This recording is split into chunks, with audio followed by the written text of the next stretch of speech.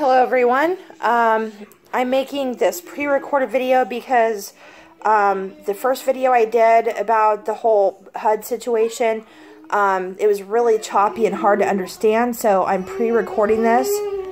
Baby girl is whining, so hopefully you guys can hear me beyond that.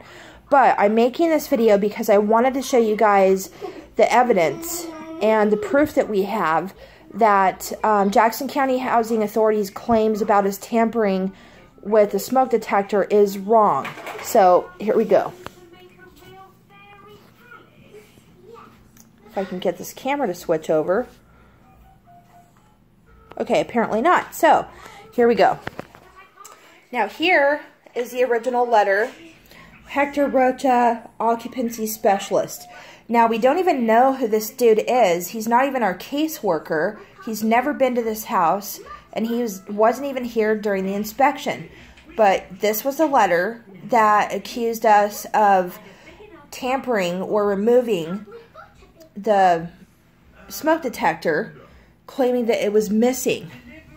Okay, and here's the charge for the replacement. Yeah, this is the part where it claims that it was missing and it really wasn't. But because of the replacement fee, that was a non-issue. This letter was. So, yesterday when I went to Jackson County Housing Authority, I filed my dispute. Now, of course, I hope you guys don't mind the blackouts from the address and all that stuff because that's sensitive information. But this was my claim, and there's a second page that goes along with it. It says, on April 5th, 2019, we received 2 letters from Hector Rocha, one stating the $93.85 charge for the smoke detector replacement, and the second letter stating that we had tampered with our smoke detector with a $65 occurrence charge. However, we are now filing a dispute against this issue as we have obtained documentation stating that no evidence of tampering ever took place. Adrian Dellman provided documentation which is dated March 21st indicating that the smoke detector was in fact installed and working. We also obtained dated and signed documentation from Brent Johnson also stating that the smoke detector had failed and that there was no indication or evidence of tampering. The maintenance worker came by after the inspection to replace the old smoke detector while my husband and I watched him install the new one. Given the documented evidence provided, this proves and verifies that no tampering took place and the smoke detector wasn't missing. Okay, here is Brent's notes, who is our landlord. It says here one detector failed. They had to install the screen because at the time that we had Amity's lock put on, they had to take it off in order to do that.